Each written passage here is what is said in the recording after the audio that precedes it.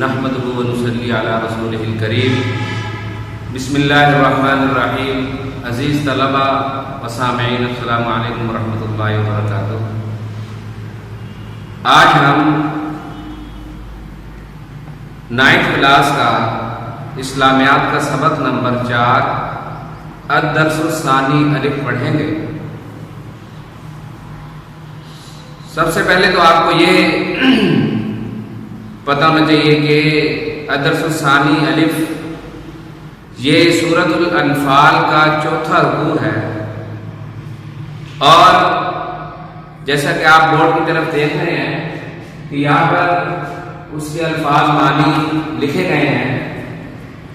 پہلی جو آیت ہے اس کی وہ یہ یا ایھا الذین آمنوا ان تتقوا اللہ یجعل لکم فرقانا، اے ایمان والو اگر تم خدا سے ڈرو گے تو وہ تمہارے لیے امر فارغ پیدا کر دے گا۔ وَيُكَفِّرْ عَنْكُمْ سَيِّئَاتِكُمْ، اور تمہارے گناہوں کو مٹا دے گا۔ وَيَغْفِرْ لَكُمْ، اور تم کو بخش دے گا۔ وَاللَّهُ ذُو الْفَضْلِ الْعَظِيمِ، اور اللہ بڑے فضل والا ہے۔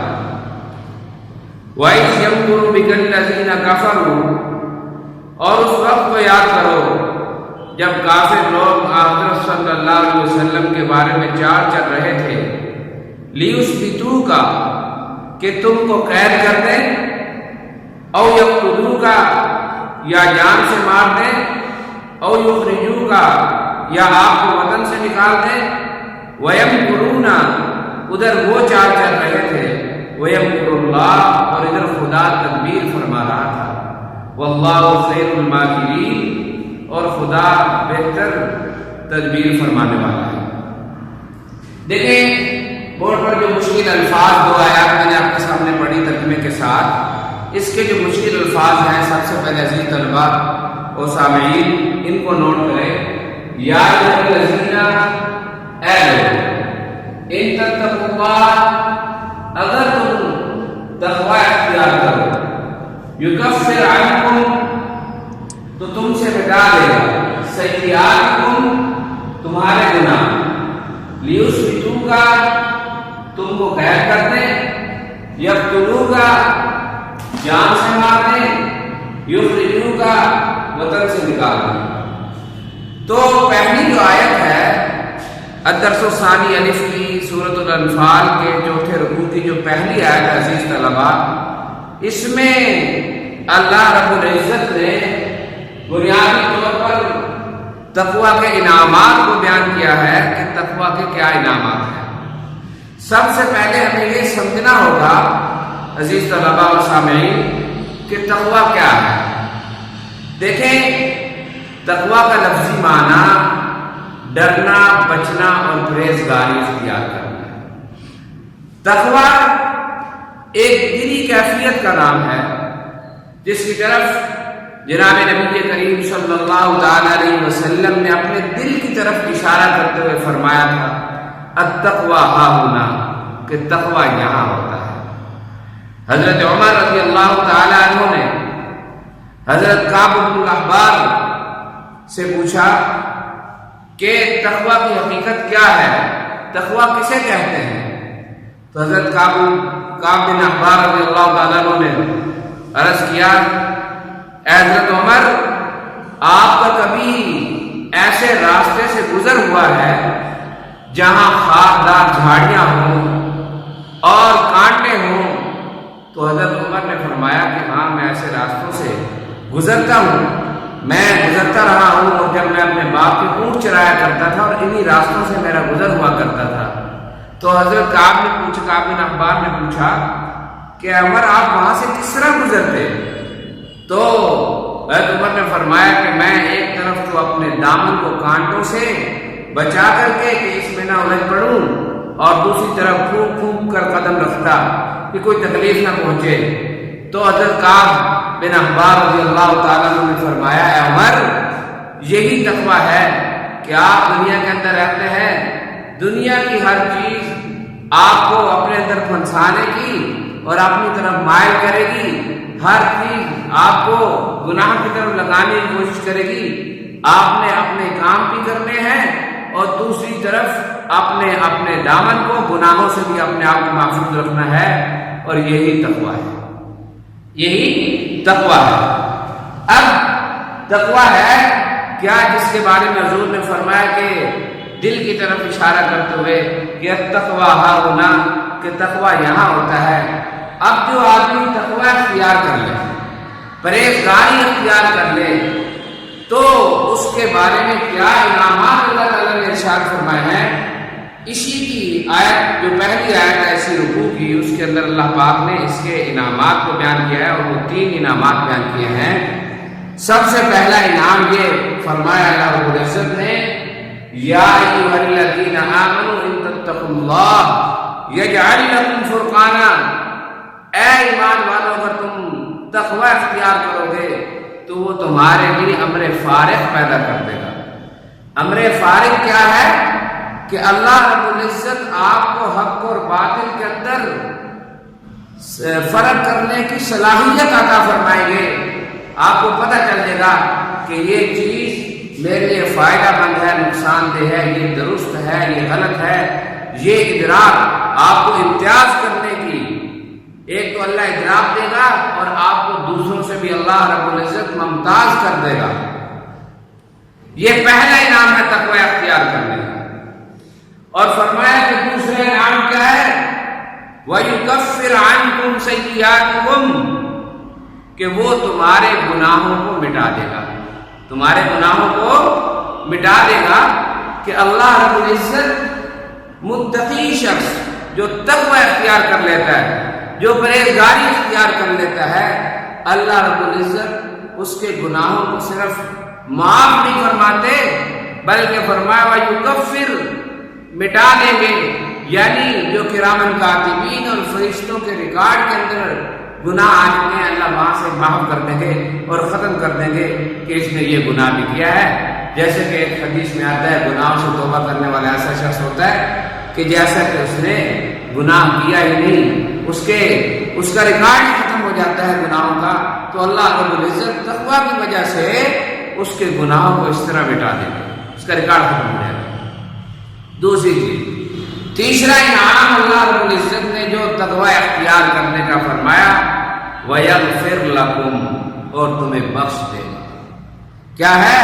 تمہاری مغفرت کر دے گا۔ دن قیامت کے اس تقوی کی صرف اختیار کرنے کی وجہ سے، اس پرہیزگاری کی وجہ سے اللہ رب العزت تمہارے ساتھ بخشش کا اور مغفرت کا فیصلہ کر دیں گے۔ اور دنیا میں وعدہ کر رہے ہیں قرآن مجید میں کہ اگر تم تقوی اختیار کرو گے تو تمہیں بخش دے گا تمہارا رب، وَيَغْفِرْ لَكُمْ، اور تمہیں بخش دے گا۔ وَاللَّهُ ذُو الْفَضْلِ الْعَظِيمِ، اور خدا بڑے فضل والا ہے۔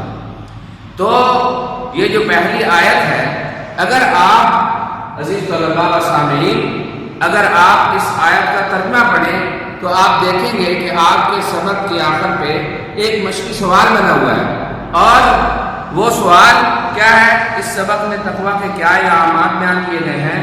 تو اس کا جواب بھی اس آیت کے اندر موجود ہے کہ تقوی اختیار کرنے کے 3 انعامات بیان کیے گئے۔ کتنے انعامات بیان کیے گئے ہیں؟ 3۔ نمبر 1، اللہ رب العزت اسے امر فارغ عطا فرمائیں گے، یعنی حق و باطل میں فرق کی صلاحیت۔ دوسرا انعام کیا ہے؟ کہ اللہ رب العزت اس کے گناہوں کو مٹا دیں گے۔ اور تیسرا انعام کیا ہے؟ کہ اللہ رب العزت اس کو بخش دیں گے۔ تو جو شخص تقویٰ اور پرہیزگاری اختیار کرے گا تو یہ 3 انعام اللہ رب العزت اس کے ساتھ اس کو عطا فرمائیں گے۔ تو اس آیت کے اندر عزیز طلباء یہی 3 انعامات متقی کے اور تقوی اختیار کرنے کے بیان کیے گئے ہیں۔ ذرا پھر آپ توجہ کریں اور ترجمہ دیکھیں۔ یہ سورۃ الانفال کی آیت نمبر 39 اور اس کے 4 رکوع کی پہلی آیت بنتی ہے۔ ذرا ترجمہ پھر دیکھیے گا۔ یا ایھا الذین آمنوا ان تتقوا اللہ، اے ایمان والو اگر تم خدا سے ڈرو گے، تقوی اختیار کرو گے تو وہ تمہارے لیے امر فارغ پیدا کرتا ہے۔ وَيُكَفِّرْ عَنْكُمْ سَيِّئَاتِكُمْ، اور وہ تمہارے گناہوں کو مٹا دے گا۔ وَيَغْفِرْ لَكُمْ اور تمہیں بخش دے گا. وَاللَّهُ ذُو الْفَضْلِ الْعَظِيمِ اور خدا بڑے فضل والا ہے. اب آیت نمبر 29 تھی اور اب آیت نمبر 30 کی طرف ہم جاتے ہیں. سورۃ الانفال کی آیت نمبر 30. اس کے اندر بھی ایک واقعہ ہے کہ مشرکین مکہ نے حضور اقدس صلی اللہ علیہ وسلم کے بارے میں جو چال چلی اور اللہ رب العزت نے پھر ان کے ساتھ کیا کیا اور اللہ نے کیا تدبیر اختیار کی، اس کو بیان کیا گیا ہے. ذرا سب سے پہلے اس آیت کے ترجمے کو آپ سمجھیے.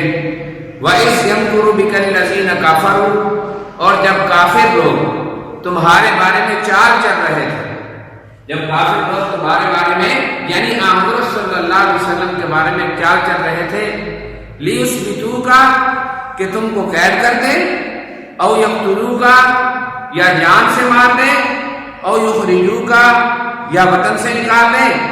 وَيَمْكُرُونَ وَيَمْكُرُ اللَّهُ ادھر وہ چال چل رہے تھے کفار آپ کے بارے میں اور ادھر خدا تدبیر کر رہا تھا. وَاللَّهُ خَيْرُ الْمَاكِرِينَ اور خدا سب سے بہتر چال چلنے والا، خدا سب سے بہتر تدبیر کرنے والا ہے.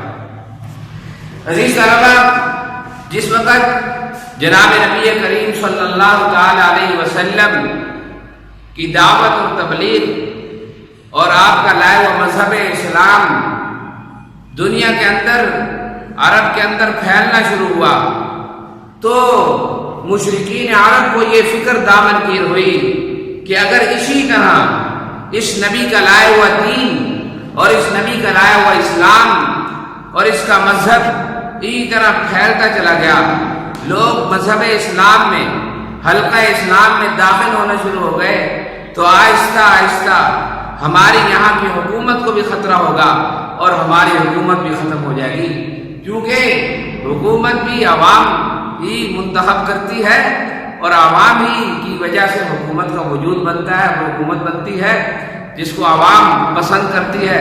جب اس نبی کے ماننے والے، اس کے فالوور ہے جی اس کے زیادہ ہو جائیں گے تو پھر کیا ہوگا کہ ہماری حکومت کو بھی خطرہ ہوگا. اس لیے انہوں نے ایک میٹنگ کی اور ایک مشورہ کیا. وہاں پر دار الندوہ کے نام سے ایک جگہ تھی جہاں پر مشرکین بیٹھ کر کے مشاورت کیا کرتے تھے، اور اس دار الندوہ میں بیٹھ کر کے انہوں نے مشورہ کیا. اور جس وقت وہ مشورے کے لیے بیٹھے تو شیطان بھی ایک بزرگ کی اور نجد کے ایک عالم کی شکل اختیار کر کے ان کے درمیان آ کر کے بیٹھ آیا اور اس نے کہا کہ میں تمہارا نجد سے بہت بڑا عالم آیا ہوں، مجھے پتہ چلا ہے کہ تم نے ایک بہت بڑا مشورہ کرنا ہے، ایک تدبیر کرنی ہے، تو میں نے کہا میں بھی آپ کو اس کے بارے میں کچھ رہنمائی کر سکوں. اب مشورہ شروع ہوا تو اس کے اندر ان کے مشرکین کے بڑے بڑے سردار بھی تھے اور وہاں پر مشاورت شروع ہوئی، بات چیت شروع ہوئی. مشورہ دیا گیا کہ ایسا کرو، اس نبی کے دین کو اگر روکنا ہے، اس نبی کے مذہب کی اشاعت کو اگر روکنا ہے تو اس نبی کو قید کر دو. لیُثْبِتُوکَ جو آیت کے اندر لفظ موجود ہے، آپ دیکھ رہے ہیں یہاں پر الفاظ معنی کے اندر بھی یہ لفظ لکھا ہوا ہے لیُثْبِتُوکَ، تم کو قید کر دو. تو پہلی رائے انہوں نے یہ دی کہ اس نبی کو قید کر دیا جائے. ظاہر بات ہے جب یہ نبی قید میں آ جائے گا تو پھر کیا ہوگا کہ یہ اپنی جو اسلام کی نشر و اشاعت کا کام کر رہا ہے، دعوت دے رہا ہے، وہ سارا کام جو ہے وہ رک جائے گا اور دین اسلام پھیل نہیں سکے گا اور ہم اپنے مقاصد اور تدبیر کے اندر کامیاب ہوں گے. جب انہوں نے یہ مشورہ دیا تو وہ جو شیطان تھا شیخ نجدی بن کے ان کے درمیان آ کر کے بیٹھا ہے. شیخ نجدی وہ کھڑا ہوا اور کہنے لگا بھائی یہ مشورہ ٹھیک نہیں، اگر تم قید کر دو گے جو اس پر ایمان لائے ہوئے ہیں، جو اس کے ساتھی اور اصحاب ہیں، وہ کہاں تمہیں آرام اور سکون اور سکھ کا سانس لینے دیں گے. ایسا نہ کرو، یہ مشورہ ٹھیک نہیں. چنانچہ پھر انہوں نے دوسرا مشورہ دیا کہ ایسا کرو کہ اس نبی کو یہاں سے جلا وطن کر دو، مدینے سے مکے سے نکال دو. جب یہ یہاں پر ہوگا نہیں مکہ میں تو لہٰذا دعوت اور تبلیغ کا کام بھی نہیں کر سکے گا، اسلام کی اشاعت کا کام بھی نہیں کر سکے گا اور ہمارا کام بھی چلتا رہے گا. چنانچہ جب یہ مشورہ دیا گیا جلا وطن کرنے کا تو پھر بھی وہ شیخ نجدی کھڑا ہوا اور کہنے لگا نہیں یہ مشورہ بھی درست نہیں ہے، اس لیے کہ یہاں پر تو ہم پھر بھی روک ٹوک کرتے ہیں اس نبی کو، اگر یہ یہاں سے چلا جائے گا تو وہاں اس بستی میں جا کر کے اس علاقے میں جا کر کے لوگوں کو اسلام کی دعوت دے گا اور اپنی ایک جماعت اور پھر اپنا ایک رعب اور اپنا اقبال پیدا کر لے گا، یہ مشورہ بھی ٹھیک نہیں ہے۔ تو پھر اس کے بعد ابو جہل نے یہ مشورہ دیا کہ اس طرح کرو کہ اس نبی کو تم قتل کر دو، جو آیت کے اندر لفظ آیا ہے لیقتلوکا، یقتلوکا یان سے مار دیں اس نبی کو۔ چنانچہ اس پر سب متفق ہوئے کہ جناب نبی کریم صلی اللہ تعالی علیہ وسلم کو قتل کرنے کی سازش پر متفق ہوئے کہ آپ کو قتل کر دیا جائے گا۔ اور یہ شیطان نے ان کے دماغ میں دل میں یہ ترکیب ڈالی کہ اس طرح کرو کہ 100 بڑے بڑے قبائل ان میں سے ایک ایک نوجوان لو اور وہ بیک بار حضرت صلی اللہ علیہ وسلم پر حملہ کریں گے اور آپ کو شہید کریں گے۔ اس ناپاک عزم کی تکمیل کے لیے انہوں نے 100 نوجوانوں کا ہر 100 قبائل میں سے انتخاب کیا اور آپ صلی اللہ علیہ وسلم کے قتل کے درپے ہوئے کہ پھر آخر میں بات کیا ہوگی، ایک بنو ہاشم آپ کا ایک خاندان ہے 100 قبائل سے کس طرح مقابلہ کرے گا، بات دیت پر ہو جائے گی اور 100 قبیلوں کے لیے ایک آدمی کی دیت کرنا کون سا مشکل کام ہے۔ تو اس طریقے سے آپ کو قتل کرنے کی انہوں نے مکمل پلاننگ اور سازش جو ہے وہ کر لی کہ اب آپ کو قتل کرنا ہے۔ ادھر یہ تدبیر کر رہے تھے اور ادھر میرا اللہ تدبیر کر رہا تھا، وہ آپ کو بچانے کی تدبیر کر رہا تھا، وہ آپ کو بحفاظت مدینے کے اندر پہنچانے کی تدبیر کر رہا تھا۔ نقطہ سمجھیے، میرے رب نے جب چاہا تو اپنے پیغمبر کو آپ کے گھر سے مسجد حرام تک، مسجد حرام سے مسجد اقصی تک، پھر 7واں آسمان تک رات کے کچھ حصے میں پہنچایا۔ وہ چاہتا تو ان کے ناپاک عزم کو خاک میں ملانے کے لیے آپ کو اٹھا کر کے مدینہ پہنچا دیتا، لیکن اللہ رب العزت نے ایک ضابطے اور قانون کے تحت، اسباب کے تحت آپ کو پہنچایا اور بتایا کہ جس کو اللہ بچانا چاہے، جس کی اللہ حفاظت کرنا چاہے، اس کو کوئی نقصان نہیں پہنچا سکتا۔ تو اللہ نے پھر پہنچا کے دکھایا۔